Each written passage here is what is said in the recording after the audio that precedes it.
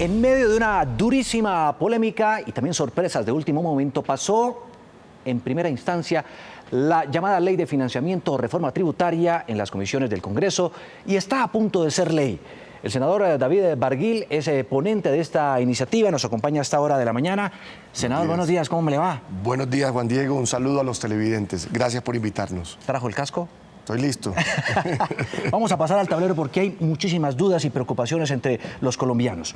Empecemos hablando de lo que se aprobó y lo que no se aprobó. Este punto, senador, IVA del 19% a los contratos de prestación de servicios de más de 8 millones de pesos. ¿Sí o no se aprobó? Mire, esto fue una especie de autogol que nos dejamos meter. ¿Cuál fue la confusión? Y quiero aclararlo y darle la tranquilidad a miles de colombianos, de trabajadores que tienen un contrato de prestación de servicios y que es absolutamente injusto que paguen un IVA por su contrato. Lo que aquí nos presentaron fue que esto era para las profesiones liberales. Por ejemplo, el médico que tiene el consultorio recibe los ingresos en su consultorio, es independiente y no contribuía. Pero lo que terminó sucediendo en realidad es que el tratamiento de ese médico, por ejemplo, que es independiente, termina siendo el mismo del colombiano que tiene un contrato de prestación de servicios en una empresa o en una entidad.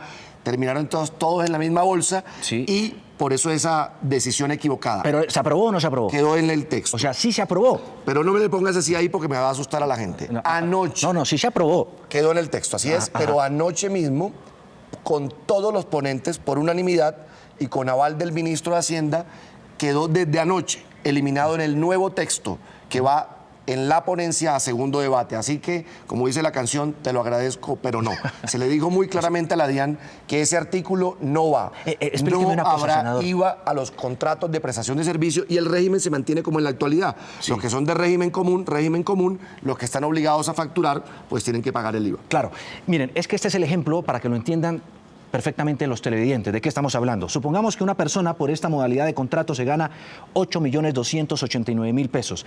Hoy por hoy paga por prestaciones sociales 963.000, por retención en la fuente 828.000, por ICA 82.900 y por IVA, que es lo que está aprobado en el Congreso en este momento, 1.571.000. Eso significa que con todas esas deducciones, lo que realmente recibiría es 4.850.000 pesos. Pues vaya tachando ese 1.500.000 que quedó eliminado desde anoche en la ponencia que será estudiada en segundo debate y que permitirá la aprobación definitiva de esa ley. Mire, la visión nuestra, Juan Diego, siempre fue revisar que en esos textos no se golpeara ni a sectores populares ni a la clase media. Se lo dijimos claramente al país. Por eso, todo lo que eliminamos. Pero es que usted está reconociendo que hubo un autogol ahí. Sí, claro, porque se nos planteó que era para las profesiones liberales. Por ejemplo, el caso que le conté del médico que atiende en consultorio privado, recibe ingresos y no pagaba impuestos. Eso nos parecía injusto, por eso se aprobó. Pero terminaron quedando en la misma bolsa los contratos de prestación de servicios y no se nos presentó de esa manera. Inmediatamente quedó aclarado y revisado. Todos los ponentes, tengo que aclarar eso, por unanimidad ayer, todos, no hubo uno que dijera que no, tomamos la decisión de eliminar el artículo. Pero después de que se formó el alboroto en las redes y empezó la presión y demás. Pero incluso desde apenas nos dimos cuenta que quedaron incluidos en el mismo tratamiento tributario los que tenían prestación de servicios como los independientes de profesiones liberales. Es que esa información no la tenía la comisión de ponentes. Apenas quedó la claridad, dijimos, no, eso no lo vamos a permitir en el Congreso. O sea, ¿cuántos trabajadores en Colombia hubiesen quedado afectados? Piense muy bien lo que va a responder porque esto queda grabado, senador. Claro que sí. Piense muy bien. Es decir, ¿eso no se va a revivir en el próximo? No, le doy mi palabra. Nosotros vamos a estar allí, así como logramos desmontar el IVA a la canasta familiar, así como logramos desmontar la contribución de los pensionados, así como logramos que fueran los colombianos de más altos ingresos los que pagaran más, le damos la garantía a miles de trabajadores que nada de IVA para sus contratos de prestación de servicios. En Colombia, 11,5 millones de trabajadores son independientes y muchos de esos, claro, se veían seriamente afectados por esto. Bueno, ¿le creemos? Queda igual, ¿no? El régimen como está en la actualidad. Sí. Los que son de régimen común y los que tienen la obligación de facturar. No se va a modificar. Y queda grabado. Aquí quedó grabado. Aquí me trae de nuevo, si no... Lo pasamos al tablero. Hablemos de otros puntos que son muy importantes. ¿Sí o no se aprobó el aumento de la tasa de renta para quien gane más? Son realmente ¿cuánto? 33 millones de pesos mensuales. Mensuales, no anuales. No. Si fuera anuales serían 2.700.000 pesos, ni más faltaba. Siempre y cuando usted gane más de 33 millones de pesos cada mes, va a pagar una tasa de renta del 35%. Si usted gana más de 60 millones de pesos cada mes, va a pagar una tasa del 37%. Y si gana alrededor de 100 millones, más de 95 millones de pesos al mes, tasa del 39%. Es decir, sí. Sí. Sí aumenta la tasa de renta para quien gane más de 33 millones de pesos al mes. Al mes. Los que están por debajo no van a ver un aumento en la tasa de renta. Bueno, y otra buena noticia, dígame. Tampoco se modifica lo de la retefuente. Es decir, no le van a descontar más en retefuente a los colombianos de ingresos medios. ¿Se amplía finalmente el IVA a la canasta familiar, sí o no? No y no. Eso fue una decisión unánime de todos los partidos. El gobierno nos escuchó, nos sentamos y en consenso se buscaron fuentes alternativas. No se grava ningún producto de los que hoy no tiene IVA. Claro que ya están en el 19 algunos, ¿no? Claro. Y otros en el 5% como la carne. Pero no hay ningún producto nuevo grabado con IVA. No solo los de la canasta, ninguno de los que antes no estaba grabado en esta reforma no se graba. ¿Se graban las pensiones? No, fue eliminado el texto que venía en la... ¿De ningún monto? Que venía, fue por decisión también de los ponentes y el gobierno, decidimos que, hombre, si usted cotizó toda su vida en edad productiva, ¿cómo le va a cambiar a uno las reglas de juego a ese colombiano cuando ya no está en edad productiva, sino que cuando ya vive de la pensión que durante tantos años con esfuerzo cotizando pudo tener? Pues dijimos, eso no es justo. Pero entonces, si no era justo, ¿por qué se presentó? Fue la propuesta que presentaron inicialmente y nosotros desde la ponencia lo retiramos, no lo aceptamos. Impuesto a las motos de menos de 200 centímetros cúbicos. Lo anuncié aquí en Caracol el día de ayer. ¿Sí o no? No quedó aprobado. Se eliminó, no hay nuevo impuesto. ¿Quién tiene una moto, Juan Diego? No, pues, hombre, el colombiano que pudo tener unos ingresitos ahí adicionales. Lo primero, que una familia que logra tener unos ingresos adicionales, que compre su moto para transportar a su familia. En zonas rurales, ¿cómo se mueve la gente? En moto.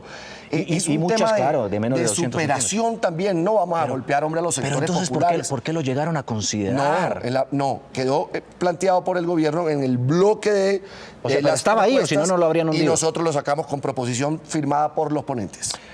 Otro impuesto para la venta de bienes inmuebles, apartamentos y casas. Sí. ¿Eso sí quedó? Pero a partir de 918 millones de pesos paga un impuesto del 2%. Recuerde usted que antes 2%.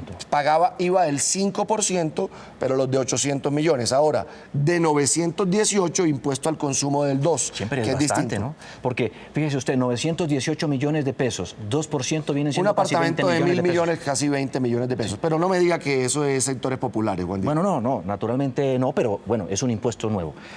Hablemos ahora de impuesto a cervezas y gaseosas, ¿sí o no? Sí quedó aprobado. Lo explico.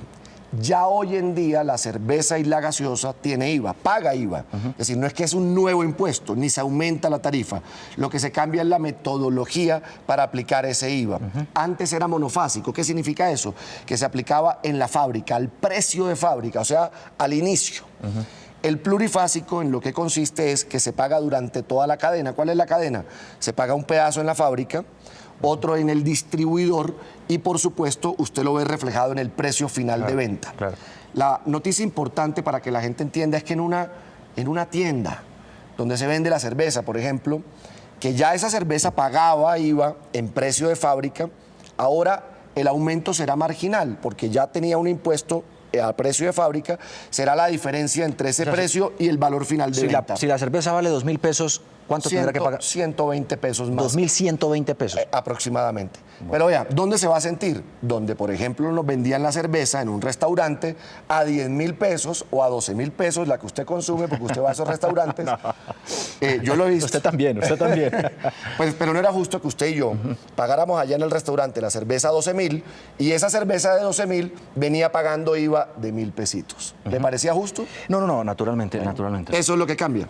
Hablemos ahora de más impuestos a los banqueros. ¿Usted propuso eso? Esa es la gran pregunta, la gran incógnita. Y ahí van a tener que poner la cara. Pero recuérdeme esto.